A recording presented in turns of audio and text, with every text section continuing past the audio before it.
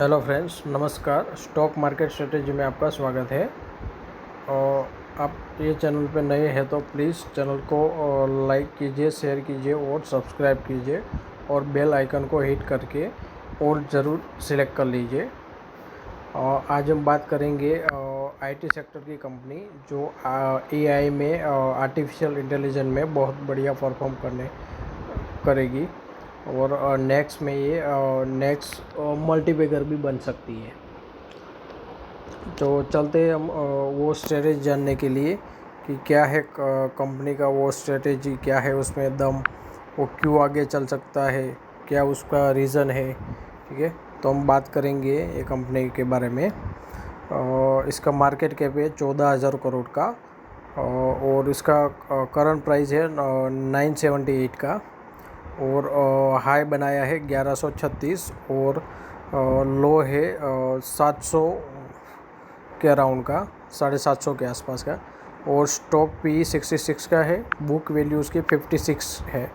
Dividend yield भी है और डिविडेंड भी कंपनी प्रोवाइड कर रही है। ROC 27 का है और ROE 28 का है। फेस वैल्यू 2 की है। ओके, अब डिटेल में इसके जानते हैं कि ये कंपनी आई, उसका ज़्यादा टाइम नहीं हुआ है। सितंबर 2020 के अराउंड IPO उसका आया है। ठीक है, अभी से इसने काफ़ी बढ़िया रिटर्न जनरेट करके दिए हैं 2-3 सालों में। तो ये आईटी सेक्टर में आर्टिफिशियल इंटेलिजेंस में बहुत बढ़िया परफॉर्म करने वाली ये कंपनी है और ये मिड कैप साइज़ की कंपनी है। 14,000 करोड़ के आसपास का मार्केट कैप है। ठीक है, तो हम उसकी स्ट्रेटेजी आगे जानते हैं कि क्या उसका सेल्स है, क्या उसका प्रोस क्या दिखाई दे रहा है, सर्विसेज क्या दे रही है, सब कुछ आगे डिटेल में हम बात करते हैं। उसके की पॉइंट पे एक बार बात कर लेते हैं। की पॉइंट में ये कहाँ कहाँ पे सर्विस दे रही है। ठीक है, तो इसमें इंफ्रास्ट्रक्चर है, मैनेजमेंट, सिक्योरिटी, टेस्टिंग, बैंकिंग है, consumer packaging, automotive, e commerce, education, publishing, manufacturing, retail, traveller, hospitality, ये सब में वो अपना आईटी सेक्टर का सॉल्यूशन और सर्विसेज दे रही है।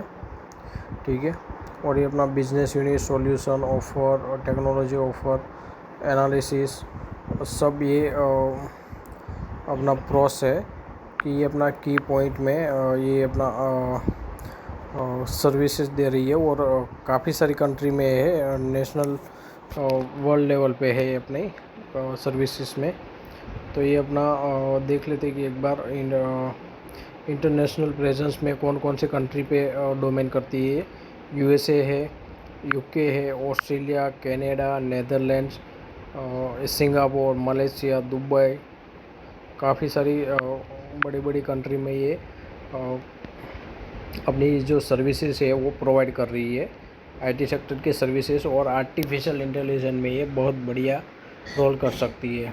ठीक है, आगे हम देखते हैं उसका प्रोस या company has deliver good profit of the 63% CAGR over last 5 year. 5 year तो हुआ भी नहीं है, 63% के हिसाब से CAGR के रिटर्न दे रही है। ROE भी 32 के अराउंड आसपास है। Company is been maintain healthy dividend भी अच्छा ही दे रही है और कोई रेड फ्लैग नहीं है। ये सबसे बढ़िया पॉइंट है। आगे देखते हैं हम उसकी सेल्स की परफॉर्मेंस।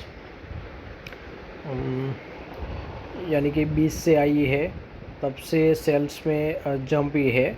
2020 में करीबन 186 का सेल्स था, उसके बाद फ्लैट थोड़ा रहा था 2020 के अराउंड कोरोना टाइम पे।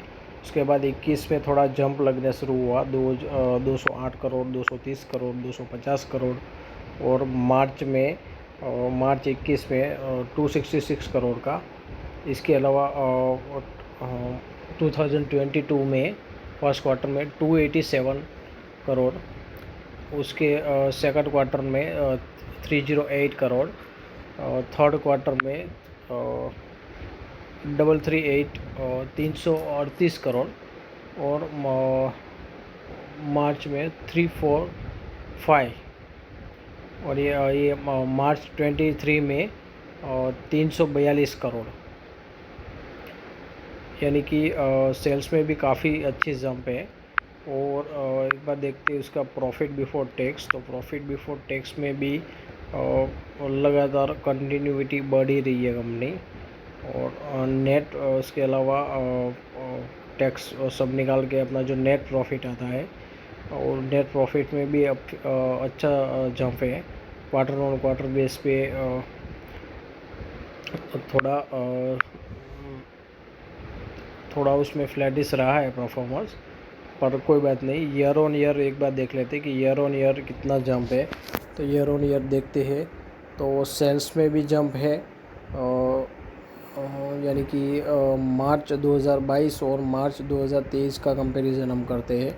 तो उसमें मार्च 2022 का 1034 करोड़ का सेल्स है, और मार्च 2023 में 1333 करोड़ का सेल्स है। इसके अलावा देखते हैं हम प्रॉफिट बिफोर टैक्स। तो प्रॉफिट बिफोर टैक्स में भी बहुत बढ़िया जंप है। एक बार 19 से देख लेते हैं कि प्रॉफिट बिफोर टैक्स में 4 करोड़ के आसपास ये अर्न कर रही थी कंपनी। अभी फ़िलहाल मार्च 2023 में 292 करोड़ का प्रॉफिट बिफोर टैक्स है। और नेट प्रॉफिट एक बार देख लेते हैं कि नेट प्रॉफिट में 2019 में जब आईपीओ से पहले 4 करोड़ का प्रॉफिट था। इसके बाद आईपीओ आया 2020 में 73 करोड़ के आसपास, तो उसे 15 से 20 गुना जंप लगाया है कंपनी ने। 2021 में 162, उसमें भी काफ़ी बढ़िया जंप है, डबल के आसपास है, डबल के ऊपर है। इसके बाद 2022 में 186, उसमें भी बढ़िया जंप है। और करंट ईयर मार्च 2023 में 200 के ऊपर चला गया है, 216 करोड़। तो ये भी बढ़िया परफॉर्म कर रही है। सेल्स में भी जंप है, प्रॉफिट में भी जंप है ईयर ऑन ईयर बेस पे। ओके, तो कंपनी का परफॉर्मेंस अभी तक का तो बढ़िया रहा है। हम आगे देखते हैं इसकी बैलेंस शीट के बारे में।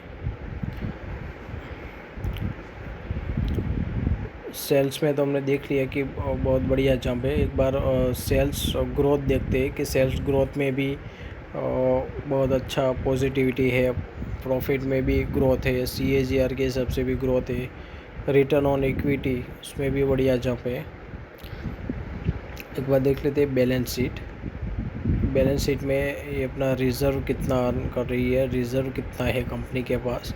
तो रिज़र्व में भी ईयर ऑन ईयर जंप है। अभी 797 करोड़ यानी कि 800 करोड़ के आसपास का रिज़र्व है कंपनी के पास। तो पॉजिटिव साइन है कि कंपनी के पास रिज़र्व है, पैसा है खर्च करने के लिए। और बोरोइंग भी है 550 करोड़ के आसपास की, 543 की। तो एक बार देख लेते हैं कि बोरोइंग में कैसा है कि भी बोरोइंग शॉर्ट टर्म और लॉन्ग टर्म दोनों की होती है। शॉर्ट टर्म में ज़्यादा वो चलाती नहीं है कंपनी, तो लॉन्ग टर्म की कितनी है वो एक बार देखना पड़ेगा कि भाई 500 करोड़ में से 50% है, 30% है, 20% है कितना, एक बार वो भी हम देख लेते हैं कि रिज़र्व बढ़िया है। तो कोई दिक्कत नहीं है कि 800 करोड़ के सामने 550 करोड़ का ही बोरोइंग है, तो ज़्यादा कर्ज है नहीं कंपनी के ऊपर। और एसेट में और इन्वेस्टमेंट में भी कंपनी का अच्छा ही है परफॉर्मेंस। एक बार देख लेते हैं बोरोइंग कितना है शॉर्ट टर्म और लॉन्ग टर्म में। बोरोइंग की बात करें तो लॉन्ग टर्म में 113 करोड़ का है, तो बहुत ज़्यादा नहीं है, रिजर्व के सामने बहुत कम ही है। और शॉर्ट टर्म बोरोइंग 364 के आसपास है। तो शॉर्ट टर्म तो प्लस माइनस होता रहता है, आईटी सेक्टर है तो अभी थोड़ा कंपनी नहीं है तो थोड़ा बहुत बोरोइंग रहेगा। और थोड़ा थोड़ा आईटी कंपनी में ज़्यादातर बोरोइंग होता नहीं है। ठीक है, आगे हम बात करेंगे कंपनी के दूसरे स्ट्रेटजी। एक बार शेयर होल्डिंग पैटर्न देखते हैं कि शेयर होल्डिंग पैटर्न प्रमोटर की 2020 से लेके अभी तक का 53 से 53 ही है, ज़्यादा कुछ प्लस माइनस किया नहीं है प्रमोटर ने। प्रमोटर का पॉजिटिव साइन है, इसमें 50% से अब प्रमोटर की होल्डिंग है, तो कंपनी के लिए अच्छा है, पॉजिटिव साइन है। FIS में देख लेते हैं कि अभी 4% के आसपास है, 415 के आसपास, 4.15 के आसपास। DIS के एक बार देख लेते हैं कि 1.26 के आसपास है। पब्लिक है 38% और अदर्स में है 250।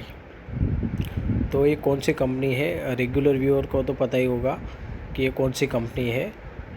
ठीक है, हम एक बार नाम देख लेते हैं कि ये कौन सी कंपनी की हम बात कर रहे हैं जो IT सेक्टर में बढ़िया परफॉर्म करेगी आने वाले नेक्स्ट फ्यूचर में 5, 10, 15, 20 सालों में। ठीक है, कोई 2 महीने, 5 महीने या 1-2 साल में बहुत बढ़िया नहीं बन जाती, उसमें वेल्थ बनाने के लिए लंबा टाइम खींचना पड़ता है। ठीक है, एक बार हम बात करते हैं ये कंपनी का क्या है नाम। ये कंपनी का नाम है हैप्पीएस्ट माइंड टेक्नोलॉजीज लिमिटेड, जो IT सेक्टर में नेक्स्ट मल्टीबैगर बन सकता है। ठीक है, IT सेक्टर और आर्टिफिशियल इंटेलिजेंस और मैनेजमेंट भी इसका तगड़ा है।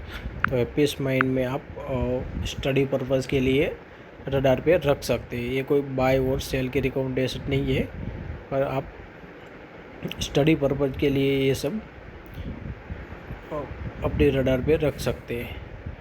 Thank you friends, please channel आपको अच्छी लगी हो तो लाइक कीजिए, शेयर कीजिए और सब्सक्राइब कीजिए। Thank you.